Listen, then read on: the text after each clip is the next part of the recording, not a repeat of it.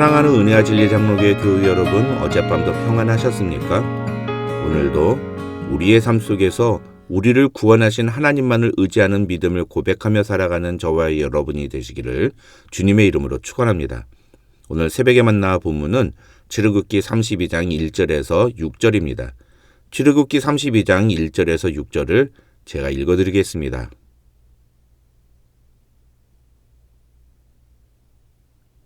백성이 모세가 산에서 내려옴이 더딤을 보고 모여 백성이 아론에게 이르러 말하되 일어나라, 우리를 위하여 우리를 인도할 신을 만들라. 이 모세 곧 우리를 애굽 땅에서 인도하여 낸 사람은 어찌 되었는지 알지 못함이니라. 아론이 그들에게 이르되 너희의 아내와 자녀의 귀에서 금고리를 빼어 내게로 가져오라. 모든 백성이 그 귀에서 금고리를 빼어 아론에게로 가져가매 아론이 그들의 손에서 금고리를 받아 부어서 조각칼로 새겨 송아지 형상을 만드니 그들이 말하되 이스라엘아, 이는 너희를 애굽 땅에서 인도하여 낸 너희의 신이로다 하는지라. 아론이 보고 그 앞에 제단을 쌓고 이에 아론이 공포하여 이르되 내일은 여호와의 절일이니라 하니 이튿날에 그들이 일찍이 일어나 번제를 드리며 화목제를 드리고 백성이 앉아서 먹고 마시며 일어나서 뛰놀더라. 이제까지 우리는 성막을 만들라고 요구하시는 하나님의 명령에 대해 살펴보았습니다. 오늘부터 우리가 다루게 될 32장부터 34장에는 소위 금송아지 사건으로 불리는 사건과 그 결과가 기록되어 있습니다.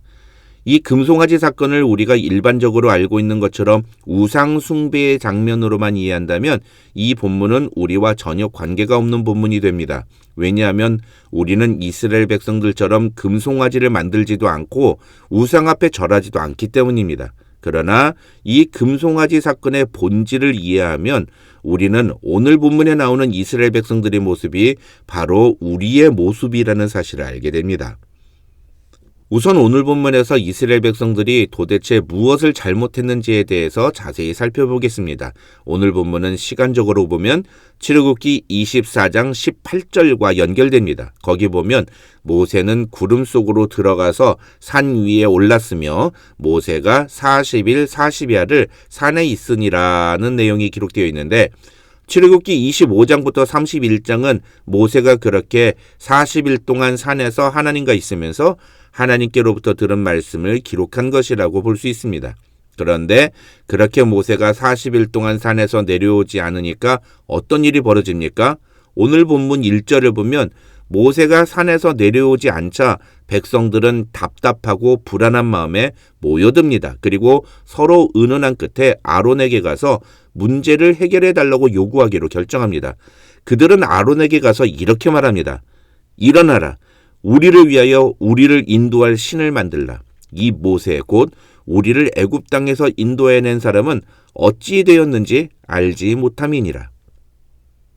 여러분은 이 사람들의 말이 어떤 뉘앙스로 들리십니까? 학자들은 이스라엘 백성들의 이 말이 강한 압박이었다고 봅니다. 왜냐하면 이 1절에 나오는 일어나라라는 단어는 히브리어에서 주로 무언가를 서두르거나 재촉할 때 쓰는 단어이고 또 1절의 전체적인 문장도 명령형으로 되어 있기 때문입니다. 더 중요한 것은 이 1절은 어떤 존중이나 예를 차리는 말이 아닌 자신들의 목적을 이루기 위해서 아론을 압박하는 마치 윗사람이 아랫사람에게 일을 시킬 때 하는 말투처럼 기록이 되어 있다는 것입니다.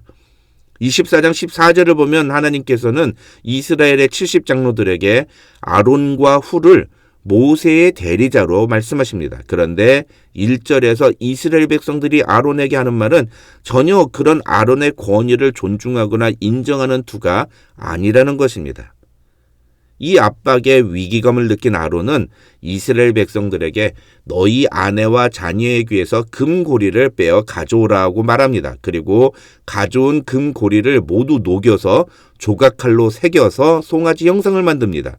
여기서 조각칼로 새겼다는 표현이 나오는데 이것은 그만큼 정성을 기울여서 만들었다는 표현입니다.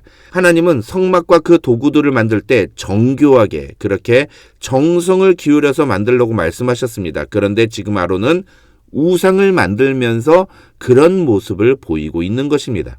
그렇게 아론이 금으로 송아지 형상을 만들자 4절을 보면 이스라엘 백성들은 그 송아지를 가리켜서 이스라엘아 이는 너희를 애굽 땅에서 인도하여 낸 너희의 신이로다 라고 외칩니다.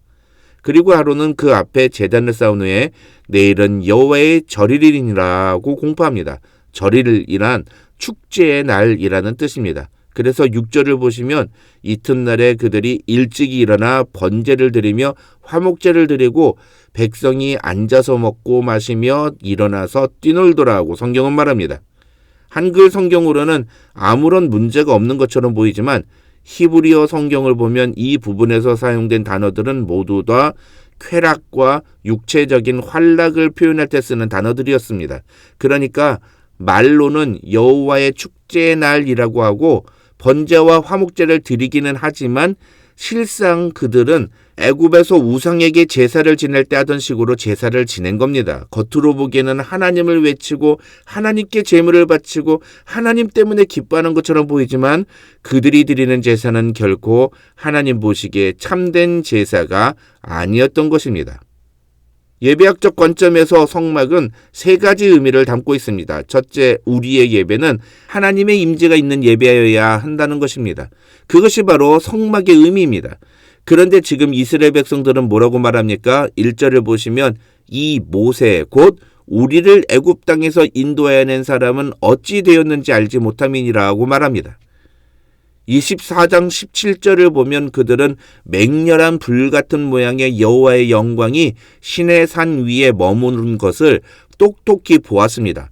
그리고 모세가 구름 속으로 들어가서 산으로 올라가는 것을 보았습니다. 40일 동안 그 모습은 분명히 계속 지속됐습니다. 그런데 모세가 산에서 내려오지 않는다고 모세가 죽었는지 살았는지 모르겠다고 말합니다.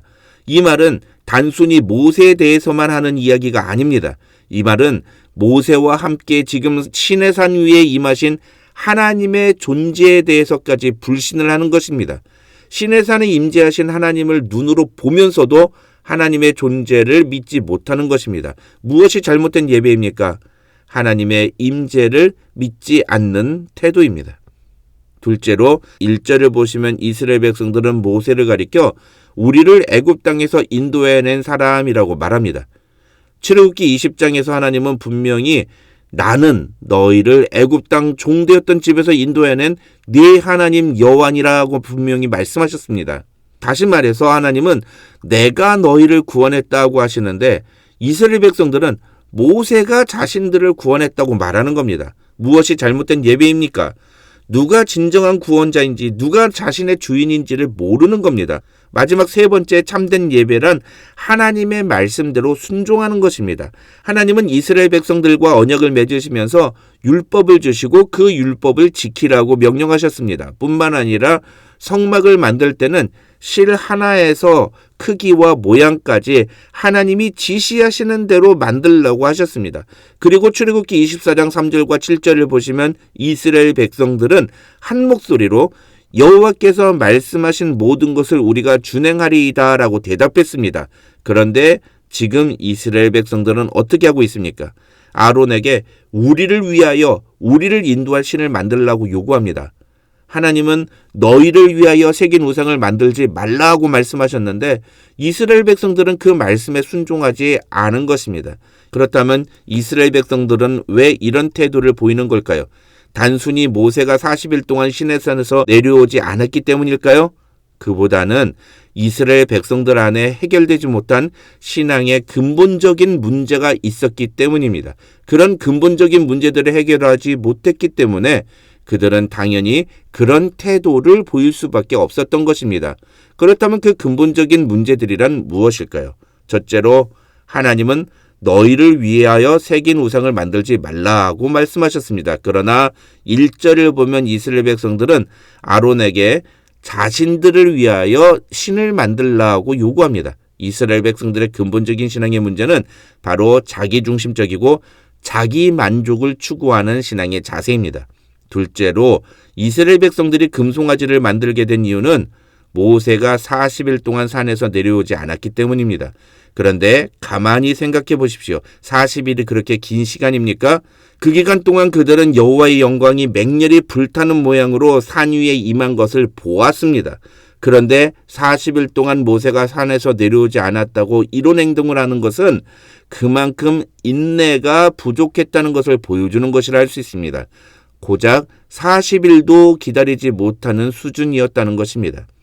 셋째로, 애굽에서 생활하면서 이스라엘 백성들은 눈에 보이는 신을 섬기는 데 익숙했습니다. 그러나 하나님은 제2계명에서 아무 형상도 만들지 말라고 명령하시면서 이스라엘 백성들에게 보이지 않는 신인 하나님을 섬기는 방법이 무엇인지를 가르쳐 주셨습니다. 그것은 바로 말씀에 전적으로 순종하는 것이었습니다. 그런데 이스라엘 백성들은 그것이 무슨 말인지를 제대로 이해하지 못했습니다. 그래서 문제에 부딪혔을 때 그들은 자신들에게 익숙한 방법으로 그 문제를 해결하려고 했습니다. 하나님의 말씀대로 순종하는 신앙이 아닌 자신들에게 익숙한 방법대로 행동하는 신앙은 결코 건강하고 바른 신앙이 될 수 없습니다. 하나 더 덧붙인다면 하나님께서 모세 대신에 이스라엘을 이끌라고 세우신 지도자 아론의 수준도 빼놓을 수 없습니다. 물론 아론 입장에서는 사람들이 너무 강력하게 압박을 해서 어쩔 수 없었다고 말할지 모릅니다. 그런데 문제는 아론이 두려워한 것이 무엇이었느냐 하는 겁니다. 아론은 하나님이 아니라 백성들을 두려워했던 것입니다. 오늘 본문을 통해 저와 여러분의 예배의 모습은 어떤지를 돌아보았으면 좋겠습니다. 과연 우리는 하나님이 보시기에 참된 예배자인가? 아니면 우리는 다른 우리의 잘못된 모습을 가지고 하나님을 예배하고 있지는 않은가? 저와 여러분 모두 하나님이 기뻐하시는 참된 예배자로 하나님 앞에 설 수 있기를 주님의 이름으로 축원합니다.